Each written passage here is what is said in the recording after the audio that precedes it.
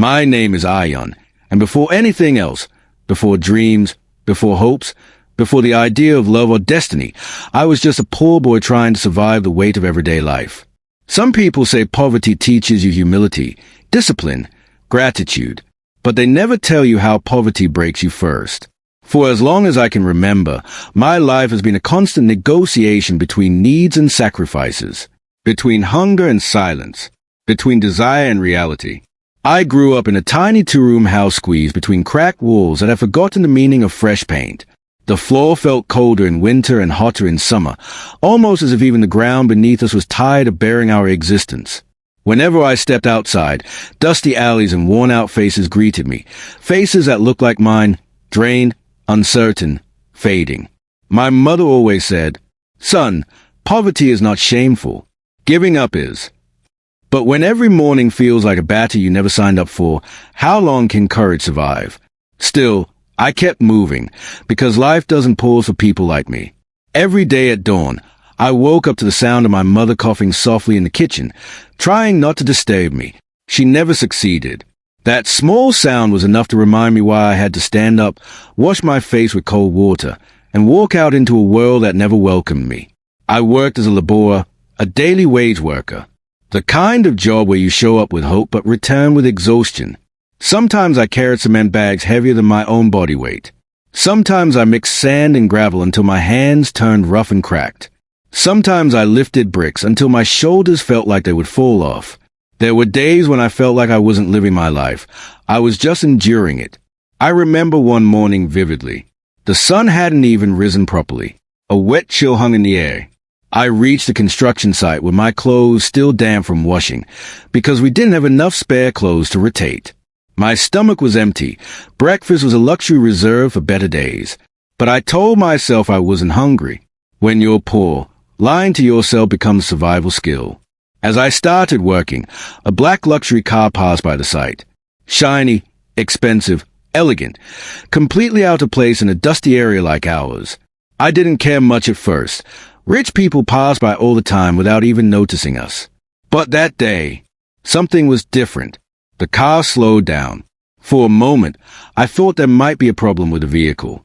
But then the tinted window rolled down. And that was the first time, though I didn't know it then, that she saw me. Her name, I learned much later. Michelle. But that day, she was just an extraordinary presence entering my very ordinary world. I didn't look properly. I didn't dare to. My hands were covered in cement. My shirt was sticking to my back with sweat even though the sun wasn't fully out yet. I didn't want to be seen like that, so I turned my eyes away and kept working. I heard the car door shut. I heard footsteps. She was walking toward a nearby building, an NGO office, I would later learn. But even without looking, I felt her gaze run over the workers, and then stop on me. It was such a faint moment that I almost convinced myself I had imagined it. A rich girl noticing a poor laborer? Impossible. Fiction. Not for people like us. But that wasn't imagination. Not even close. From that day on, whenever I worked at that site, her car passed by again. Always slow.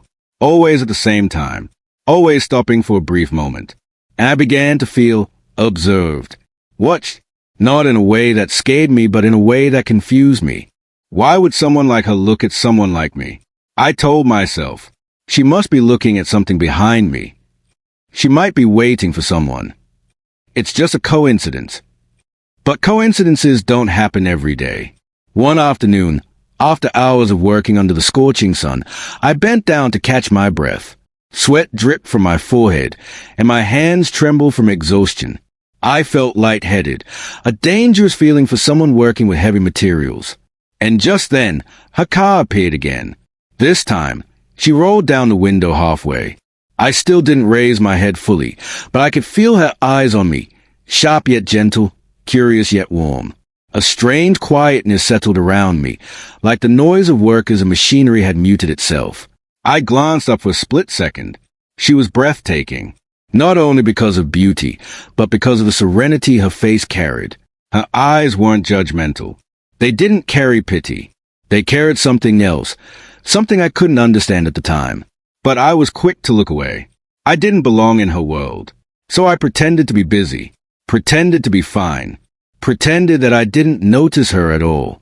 Yet inside, something had shifted. That evening, when I returned home, my mother asked if I was feeling okay because I seemed distracted. I lied. Another survival skill I perfected over the years. But the truth was, for the first time in ages, I felt something other than exhaustion. It was unfamiliar, almost uncomfortable. Hope. The next day the contractor gave me double payment without any explanation. Ion, someone paid extra for your work. Someone? Who? He shrugged. You worked hard. Maybe they noticed. They? My heart beat faster. Was it her? But that made no sense.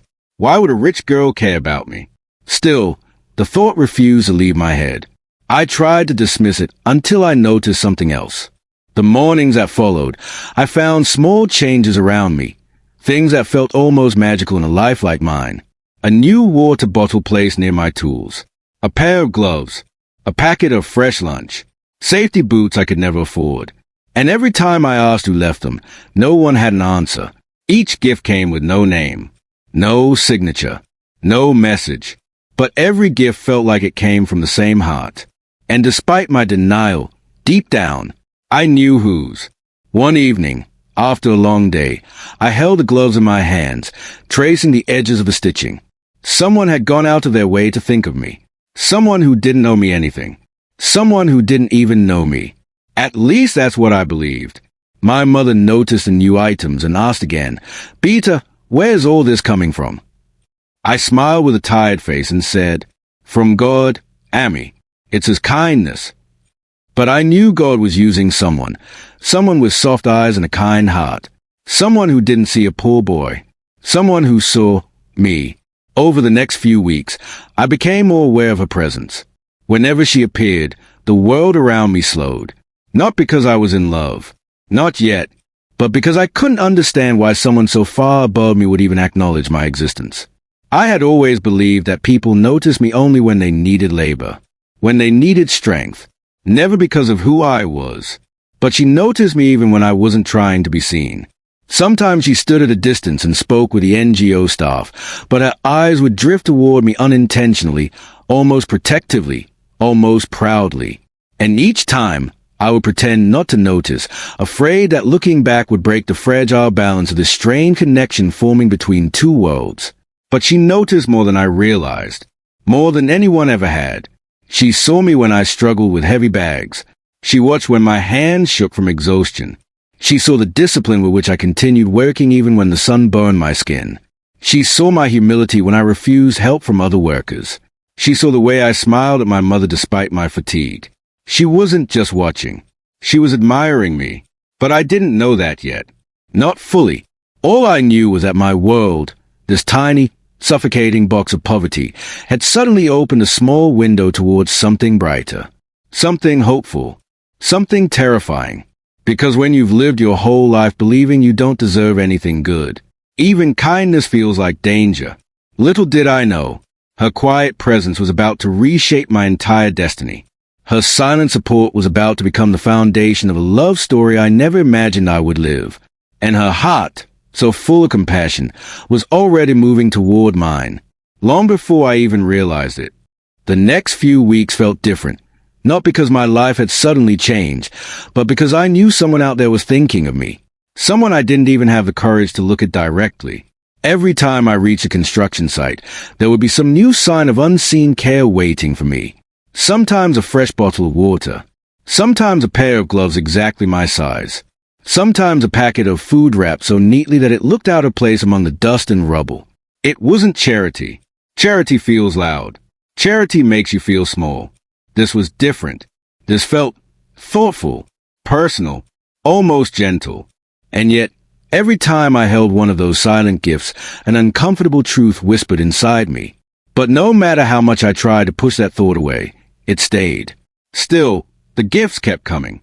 And with them, her presence. Every morning around 10, the black car would appear like a recurring dream. Slow, graceful, almost deliberately timed. I acted like I didn't notice, but I always did.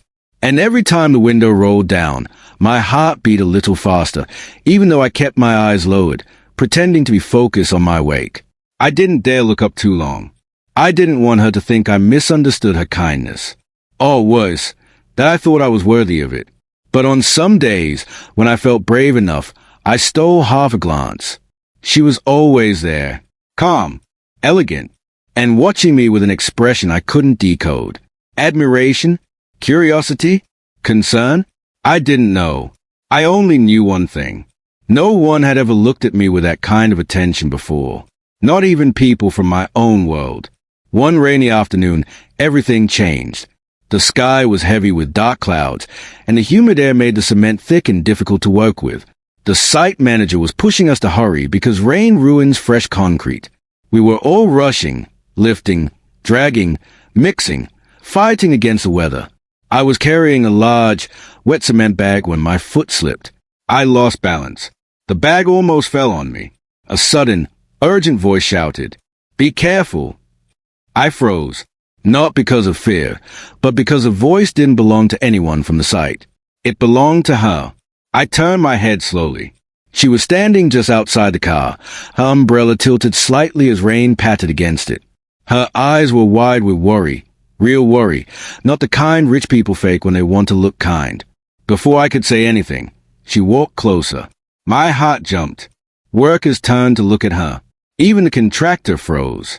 A rich girl walking into a construction site, toward a labor, toward me, was a kind of scene people only saw in movies. I stepped back in embarrassment, shaking my head. "I'm fine," I said quickly, avoiding her eyes. "You shouldn't come here."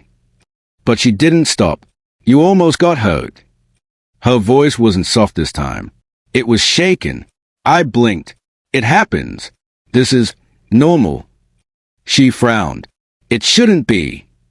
Her umbrella tilted again, rain tapping on her hair, making little droplets cling to her eyelashes. I didn't know where to look. I wasn't used to being the center of anyone's concern. "You should at least wear proper safety gear," she said. I hesitated, because I knew. The gloves, the boots, the helmet, they were all from her. But she didn't want to admit it, and I wasn't brave enough to confront it. She stepped even closer. The workers were whispering now. I could hear small bits. "Ye corn high. Deco, ISS Kupazei high. Koi Madad Galagti high." I felt a thick lump of embarrassment in my throat. "You shouldn't be here," I said again, more firmly. "You'll get wet." She smiled, a soft, gentle smile. "Rain doesn't hurt. Accidents do." And without waiting for a response, she turned and hurried back to her car, umbrella barely holding up in the wind. Before leaving, she looked at me one last time, just one look, and I felt something shift inside me, something I didn't want to feel, something I wasn't ready to understand. The next morning, the contractor called me to his office. He handed me a sealed envelope. "What is this?" I asked. He shrugged. "Someone who doesn't want to be named paid for your safety gear. High-quality stuff. And your wages for the week paid in advance." My hands shook as I opened the envelope. Inside was money. More than I had ever held at once. More than I could earn in 2 or 3 weeks. And beneath the money was a handwritten note. I stared at the handwriting. Delicate, graceful, clearly hers. My chest tightened. Why was she doing this? Why me? I wasn't anyone. Not special. Not skilled. Not educated. Not someone a girl like her would even look at, let alone help. My feet felt heavy as I walked back home. All the way, the note kept replaying in my mind like an echo bouncing inside a hollow room. Hard work deserves dignity. What kind of rich person thinks like that? That night, I sat with my mother, buying vegetables from the money I'd received. "Itna paisa kahasaya?" she asked. I hesitated. How could I tell her that a girl, a wealthy, graceful stranger, was quietly placing stepping stones under my feet so I wouldn't sink? How could I explain something I barely understood myself? "Mu jade zayada Carmila."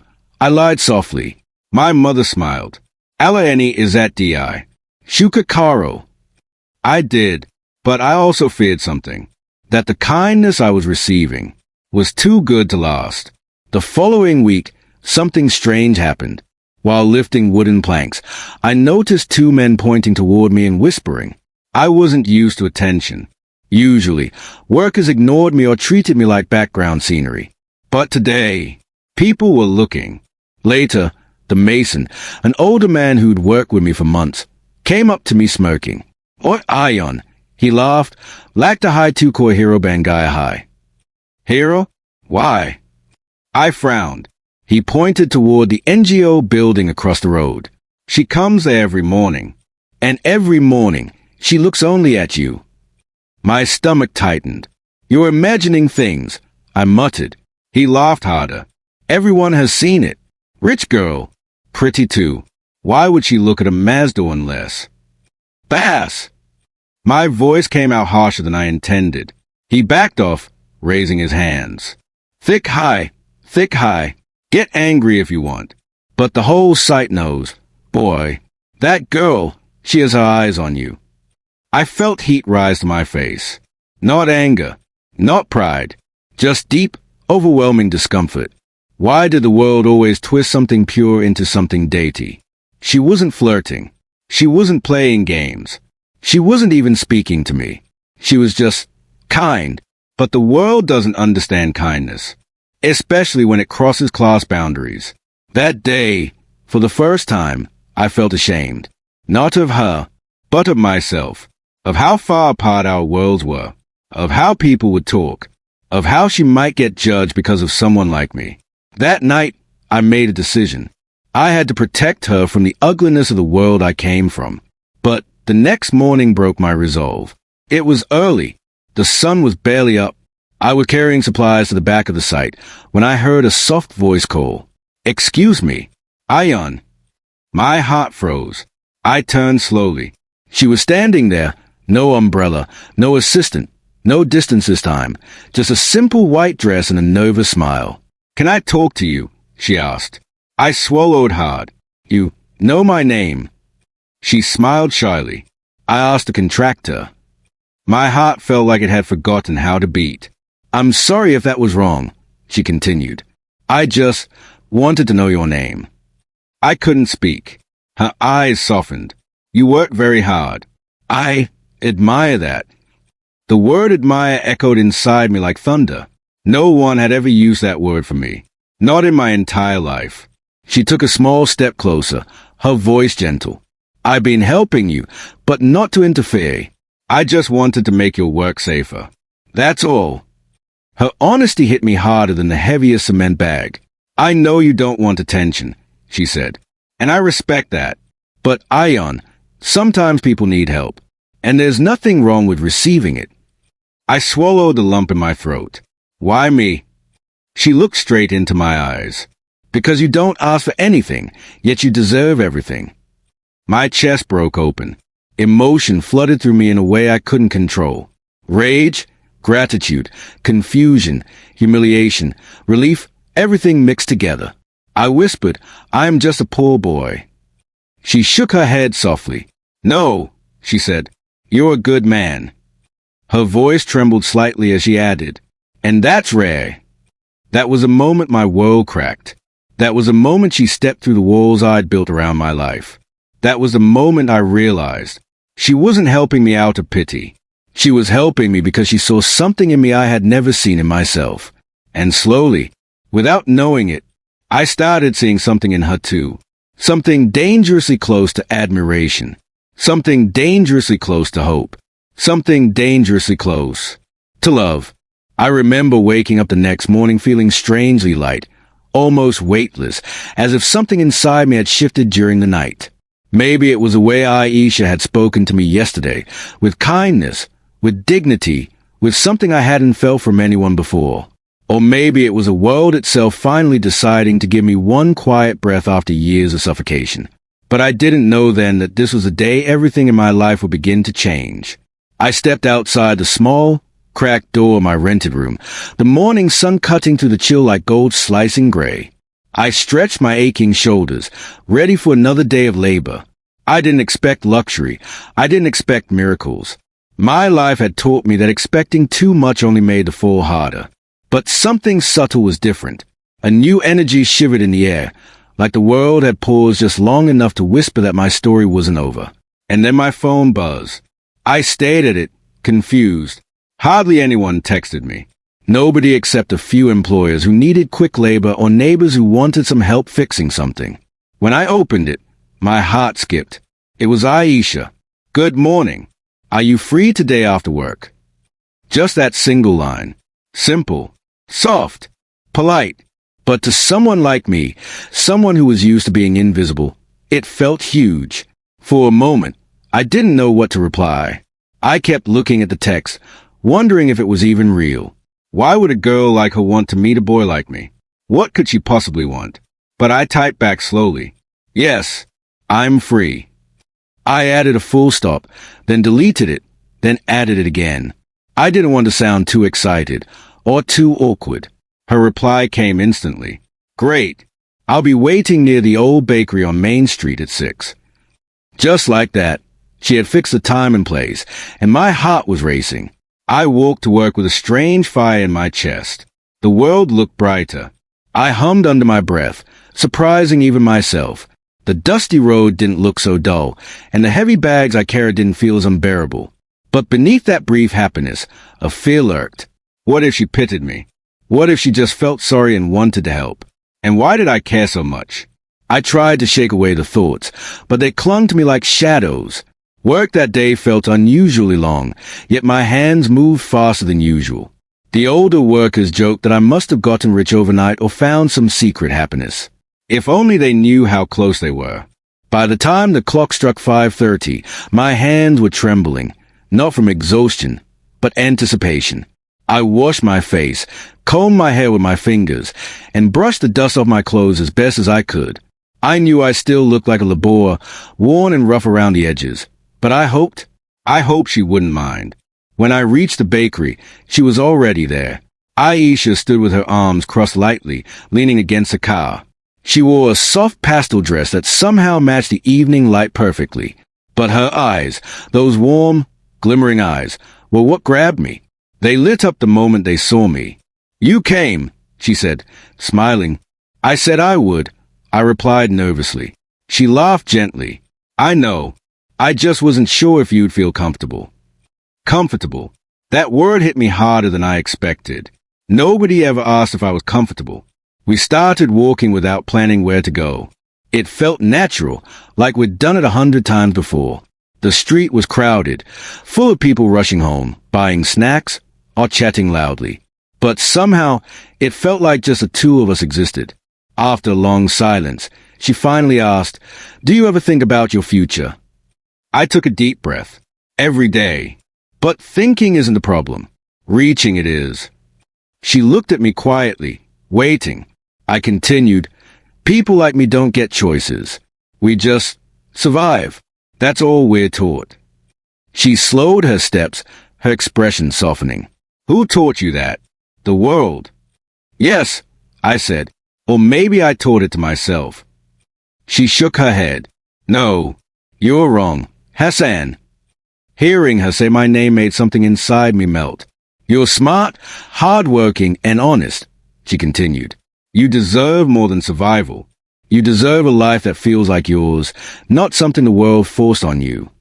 I felt my throat tighten. I wasn't used to such words. I wasn't used to anyone believing in me. "I don't know if I deserve all that," I whispered. "But I know you do," she said firmly. I looked at her, really looked at her, for the first time without fear, and it felt like she meant it. We walked to a nearby park and sat on an old bench under a huge tree. The air was cool, the breeze carrying faint hints of flowers. She watched the children playing nearby, her eyes glowing with a quiet warmth.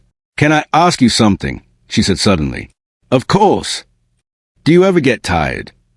Her voice was unusually soft. "Of what?" "Of life being unfair to you." I didn't answer immediately. The truth was heavy. "Yes," I finally said. "I get tired. I get angry. Sometimes I feel like no matter how hard I work, I'll always stay where I started." She turned her face toward me. "But you won't. Not if I can help it." I blinked, confused. "What do you mean?" She didn't answer at first. Instead, She opened a bag and took out an envelope. She held it out to me. "Before you misunderstand, it's not charity," she said softly. "It's an opportunity." I hesitated. "Aisha, just open it." My hand shook as I tore the envelope open. Inside was a letter, printed, official-looking. I scanned it quickly, and my breath caught. It was an offer letter, a job offer, a real job, a job at one of the biggest companies in the city. And the salary, I had never seen a number like that in connection with my name before. "Aisha," I whispered, barely able to breathe. What is this?" "You deserve better work, Hassan. Work that matches your potential. I recommended you. I showed them your volunteer work, your record, your skills." "My skills?" I let out a shaky laugh. "I'm not qualified for anything like this." She leaned a little closer, locking her eyes with mine. "You're more qualified than half the people there. You learn fast. You're disciplined. And most importantly, you're honest. They need someone like that." I looked at the letter again, then back at her. "Why are you doing this for me?" I asked, my voice breaking. She didn't hesitate. "Because I see something in you that you don't see in yourself." My heart stuttered at her words. But then she added softly, "And because you deserve a chance at the life you dream about." I swallowed hard. The envelope felt too heavy in my hands, not because of its weight, but because of the meaning behind it. "Aisha, I don't know what to say." "You don't have to say anything. Just promise me you'll try." I nodded slowly, almost painfully. "I'll try." She smiled, and it felt like the sun rising. We sat in silence for a few minutes, comfortable, warm silence. I kept looking at her, wondering what I had done to deserve someone like her entering my life. Finally, she broke the quiet. "Can I tell you something else?" she asked. "Yes." "When I first saw you, you looked tired. Not just physically, but tired of life. And it bothered me. I don't know why, but it did. I wanted to do something. Anything." "Aisha, I'm not helping you because you're poor," she said firmly. "I'm helping you because I believe in you." I didn't know what to say. A painful lump rose in my chest. No one had spoken to me like this before, like I mattered. So I just whispered, "Thank you." She smiled, but there was sadness in it. A gentle, aching sadness. "You know, people think I have everything," she said. "Money, status, a perfect life. Don't you?" I asked quietly. She shook her head. "No, I have money, but I don't have people who care about me for who I am." Her voice trembled ever so slightly. "I'm surrounded by people who love my lifestyle, not me." I felt something twist inside me. Her loneliness wrapped around her words like invisible chains. "You're not alone," I said. She looked at me with surprise. "Maybe I don't have much to offer," I continued. "But if you ever need someone to talk to, I'm here." Her eyes softened in a way I'd never seen before. "Thank you, Hassan," she whispered. Those two words sounded deeper than any expensive gift she could give. The sun began to set behind us, and even though the sky turned darker, the space between us glowed with something new, something fragile, something powerful. She stood up first, walked me to my car. I nodded, and we walked back the same path, but everything felt different now. Softer, closer, connected. When we reached her car, she turned to me. "You will come to the office tomorrow, right?" "Yes," I said. "I'll be there." "And Hassan?" "Yes." "I'm proud of you, even before you start." Those words felt like sunlight warming all the cold places inside me. She opened her car door, paused for a moment, and looked at me. "Your life is about to change," she said softly, "and I'm glad I'll get to see it." Then she drove away, leaving behind a trail of lights and a new beginning. As I stood there in the fading evening, holding that envelope tightly in my hand, my heart whispered a truth I wasn't ready to admit yet. I was starting to fall for her. Slowly, quietly, deeply, and I didn't know whether to fear it or embrace it. But one thing was certain. My life would never be the same again. The next morning felt nothing like the ones before it. Usually, I woke up with a heavy weight of reality pressing on my chest, the reminder of poverty, struggle, and survival. But today, I woke up with something else inside me. Hope. A strange, fragile hope that made my heart beat faster than usual. I sat up on my thin mattress, staring at the sunlight streaming through the broken window.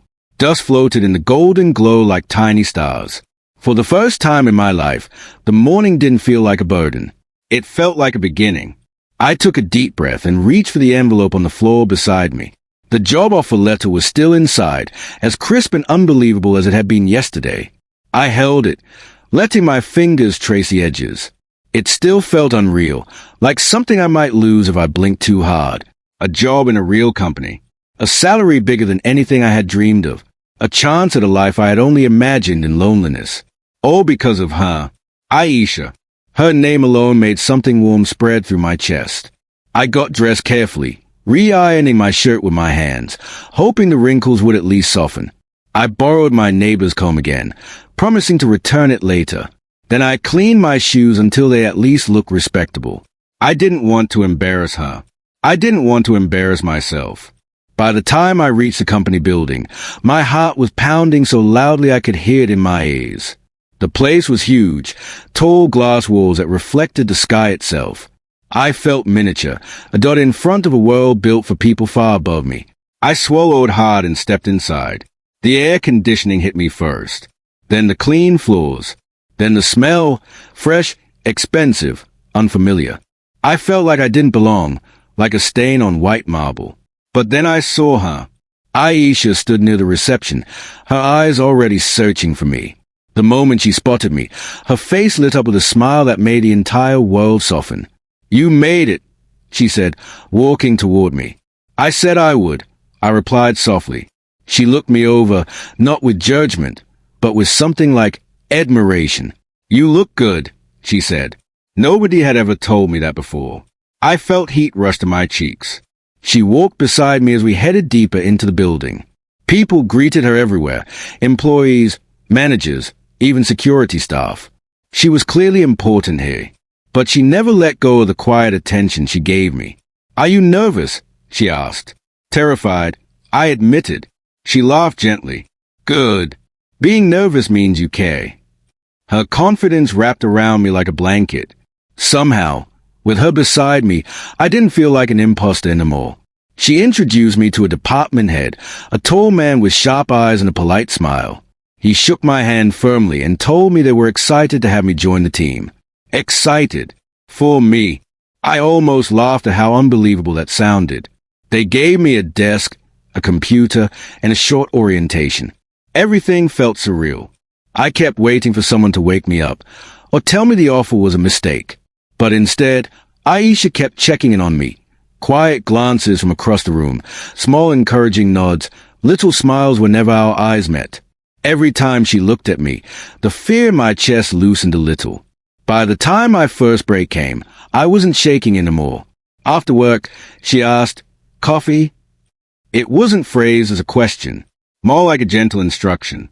And somehow, I didn't mind at all. We sat at a small cafe across the road, sunlight spilling across the table like a warm invitation. Every time she spoke, I forgot to breathe properly. "I'm proud of you," she said again. "Your team likes you already. You checked on that." "Of course. Someone has to look out for you." Her words struck deep inside me, not because of their meaning, but because of the sincerity behind them. I hesitated for several seconds, watching her stir her coffee slowly. "Why me, Aisha?" I finally asked, "Out of all the people in your life, why put so much effort into mine?" She looked up, her eyes unreadable for a moment. "Because you remind me of who I used to be," she said quietly. I frowned. "Used to be?" She nodded. "I know you see me as someone who is everything.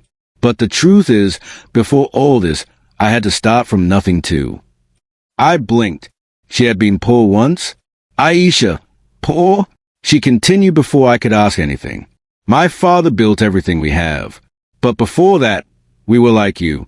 I was like you, walking home from school in torn shoes, getting laughed at by kids richer than us, watching my parents pretend we were okay when we weren't." I stared at her in silence. I know what struggle feels like, she whispered. I know what it feels like to want more but have nothing. Maybe that's why I saw myself in you. The day you carried bricks in the heat and wiped your sweat with the back of your hand. You looked so tired, so silent, so strong.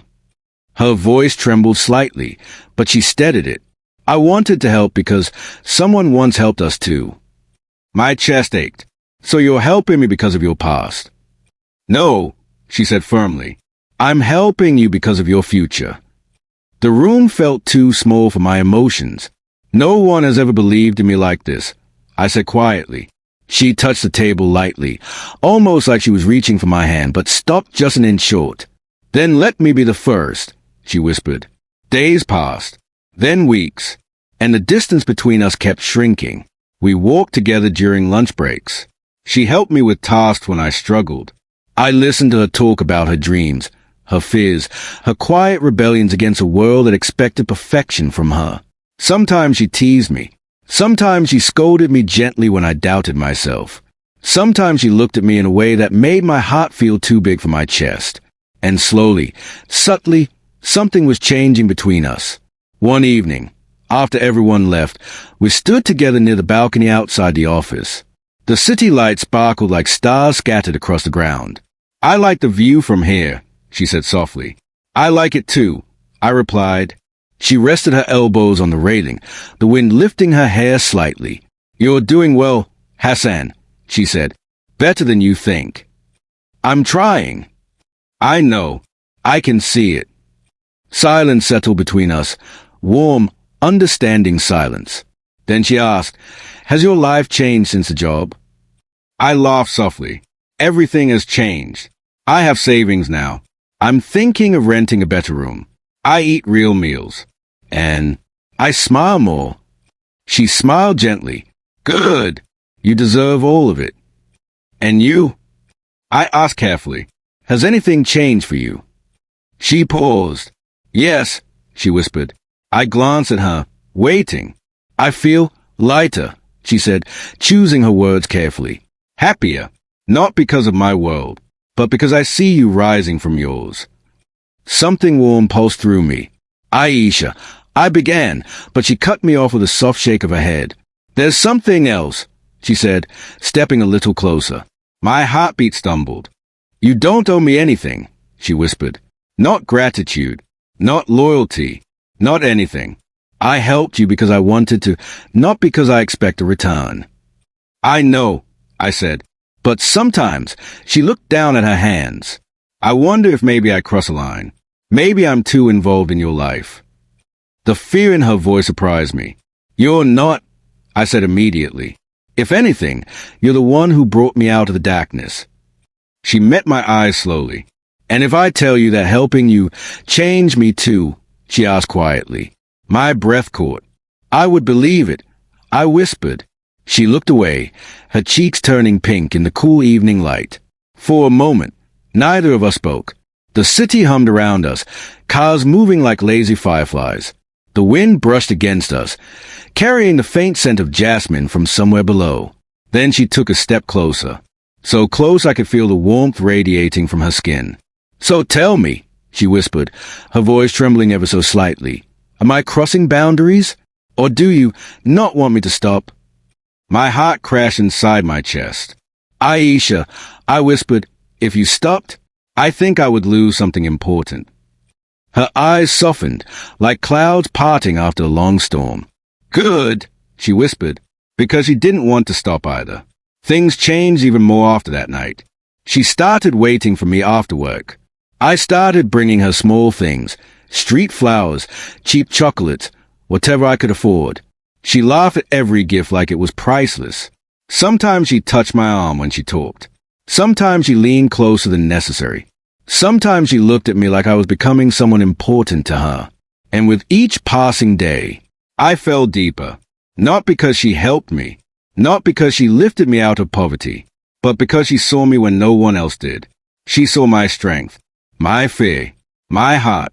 She saw everything, and still stayed. One day, she invited me to her house. I froze. Aisha, I can't. Your family. They won't be home, she said gently. I want to show you something. So I went. Her house was huge, bigger than anything I had ever stepped into. My steps felt too loud on the polished floor. Everything felt expensive, fragile. I didn't want to touch anything. She led me to her room, bright, beautiful, full of soft colors and books. This is where I dreamed of a better life, she said softly. Just like you did. I swallowed. She took out an old photograph from a drawer and handed it to me. A picture of her as a child, wearing torn clothes. Thin, sad, poor. The same girl who now stood in front of me glowing like sunlight. I wasn't always who you see today, she whispered. I know, I said softly. And maybe that's why you understand me. Her eyes met mine slowly, intensely. I understand you more than you think, Hassan. She stepped closer, so close that the air between us felt electrified. And then, in a voice barely above a breath, she whispered, I care about you, more than I should. My heart stopped. My hands shook. My entire world shifted in a single second. Because a girl who had everything was admitting she cared for the boy who had nothing. I took a slow breath. Aisha, I whispered, I care about you too. Her eyes widened, hope flickering like a candle fought by wind. But we both knew this wasn't the end.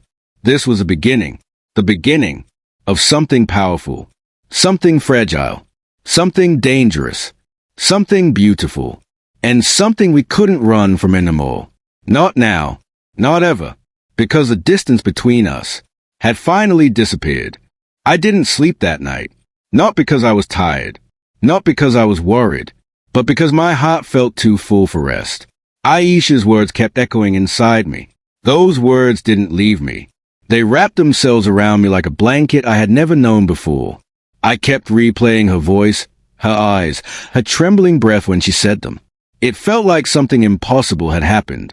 Something forbidden. Something beautiful. A rich girl caring for a poor boy. A girl who could have everything choosing someone who once had nothing. I stared at the ceiling of my small rented room, the cracks forming strange shapes in the darkness. For the first time in my life, the cracks didn't scare me. They didn't remind me of brokenness. They reminded me that even broken things can hold light. Maybe even people like me. The next morning at work felt unreal. My hands trembled every time I thought of seeing her. My stomach twisted, not with fear, but with a strange, nervous excitement. When I walked into the office, she wasn't at her desk yet. I kept glancing toward her seat, waiting, listening for her footsteps. When she finally arrived, the world seemed to fall into place. She walked in quietly, her eyes searching the room until they met mine. And when they did, everything else faded. Every sound, every conversation, every worry. Her gaze locked onto mine like the universe had narrowed into a single point. She smiled, not the polite smile she gave everyone else, but the smile she had only for me. Good morning, she said softly as she approached. For a moment, I forgot how to speak. Good morning, I managed, my voice embarrassingly shaky. She seemed amused. You look nervous. I swallowed. Maybe. Her eyes softened. Don't be. Nothing between us has to feel difficult. But it did feel difficult because of how strongly I felt for her, how deeply, how helplessly. We worked quietly for the next hour, but every few minutes our eyes met, like magnets unable to stay apart. Then she messaged me. I replied instantly. The rooftop was empty when we arrived. Cool wind rushed past us, brushing against our faces. The city stretched endlessly below cars, buildings, noise, life. But up here, it felt like we were alone above everything. Aisha sat on the ledge and patted the space beside her. I sat down nervously, our shoulders almost touching. For a long moment, neither of us spoke. The world below us kept moving, unaware of what was happening between two people on a rooftop. Finally, she broke the silence. Hassan, can I tell you something honestly? I turned to her. Anything. She took a deep breath. I didn't plan for this, she whispered. I didn't expect you to matter this much. My heart stumbled. You're not just someone I helped, she continued softly. You're someone who changed me. I swallowed hard. How? Because you're real, she said. Because you're sincere. Because you remind me of who I was before the world blinded me with wealth. And because when I'm around you, I feel safe. I feel understood. I looked at her, surprised. You don't feel understood by the people in your world. She shook her head. No. In their eyes, I'm a role, a responsibility, a rich girl with a perfect life. But with you, I don't need to pretend. A warm ache spread through me. She didn't want my money. She didn't want my status. She just wanted me. Hassan, she whispered, turning to face me fully. Do you care about me? Truly. My breath caught. This was the moment my entire life had been building toward. I do, I said, voice trembling with raw honesty. More than I can explain. Her eyes glistened, not with tears, but with something deeper. Then why do you look scared? She asked gently. Because I don't want to lose you, I admitted. You won't. But your world and my world. She cut me off, placing a soft finger on my lips. I don't care about the world, she whispered. I care about you. Her finger lingered for a moment, then slowly moved away, leaving my skin tingling. Hassan, if we walk into this, we walk together, she said. No fear, no doubt, just us. Just us, I repeated, feeling the words settle into my bones. She reached out carefully, slowly, deliberately. Her hand brushed against mine, hesitant at first, like seeking permission. My fingers tightened around Hayes instinctively. It was the first time we held hands. And in that single touch, something inside me shattered and rebuilt itself, stronger than ever. We didn't speak for a long time. We didn't need to. Our joined hands said everything. When we went back to work, everything felt different. Her presence felt closer. Our breaths felt synchronized. Our hearts felt tied together in an invisible thread neither of us could cut. But something else changed too. People noticed. The glances, the whispers, the small smirk from co-workers, the subtle questions. And one thing became clear. Aisha didn't care. She didn't hide me. She didn't step away. She didn't act cautious. If anything, she stood closer. At the end of the day, she approached me with her gentle firmness. Come with me, she said. To where? I asked. My house. My breath caught. Aisha, what if your family? They are home today, she said, and I want you to meet them. I froze. She stepped closer, holding my hand again. I'm done hiding what I feel, she whispered. If they can't accept it, that's their problem, not mine. Aisha. Trust me, she said. And I did. Her house looked even bigger than before. My heartbeat felt like it might burst through my chest as we walked in. Her parents were sitting in the living room, elegant, strict-looking, powerful. Her mother glanced up first. Her father lowered his newspaper slowly. Their eyes landed on me. Aisha squeezed my hand gently before letting go. Mom, Dad, this is Hassan, she said calmly. He's important to me. Her father's eyebrow lifted. Important. Her mother frowned. Who is he? Aisha lifted her chin, strong and steady. Someone I care about. Silence fell like a stone. Her father studied me for several seconds. You work with her? Yes, sir, I said, trying to steady my shaking voice. Her mother's tone sharpened. Where's your family from? I hesitated. I don't have family. Do you live comfortably? No. Honesty was all I had. Her father set the newspaper aside fully, leaning forward. So you are poor? Aisha's eyes flashed. Dad! It's all right, I said quietly, not wanting her to fight her family because of me. Yes, sir. I grew up poor. Her father nodded slowly, absorbing the information. Her mother exchanged a worried glance with him. Then he asked the one question that made my heart freeze. And what do you want from my daughter? Aisha inhaled sharply, but I spoke first. Nothing, I said. I want nothing from her. Her father raised an eyebrow. Nothing. I nodded firmly. I didn't come for money. I didn't come for status. I didn't even plan to fall for her. I just admire her, respect her, care for her. Aisha's hand found mine again, squeezing gently. Her father watched this silently, his expression unreadable. Then he asked quietly, "Do you love her?" The world stopped. Aisha turned to me slowly, her breath catching. I looked into her eyes. Those eyes that had changed my life. Eyes that had seen me when no one else did. Eyes that believed in me, saved me, held me. "Yes," I whispered. "I love her." Aisha's lips parted in a trembling breath. Her mother gasped softly. Her father leaned back, closing his eyes for a moment. Then he said, "Love is not enough." Aisha's voice trembled. "Dad!" He raised his hand. "But love is a start." She froze. I froze. He looked at her. "You're our only daughter," he said softly. "We want what's best for you. But if this is truly what you want, truly, then we will not stand in your way." Her mother nodded reluctantly. "We just want you happy, Aisha." Aisha's eyes filled, not with fear, but relief. Then she looked at me, and in that moment, I knew we had won. Not just acceptance, not just approval. We had won our right to love. Months passed. My job became stable. My income improved. I rented a better place. Life changed in ways I had once believed impossible. And Aisha stayed by my side. Every step, every fear, every victory.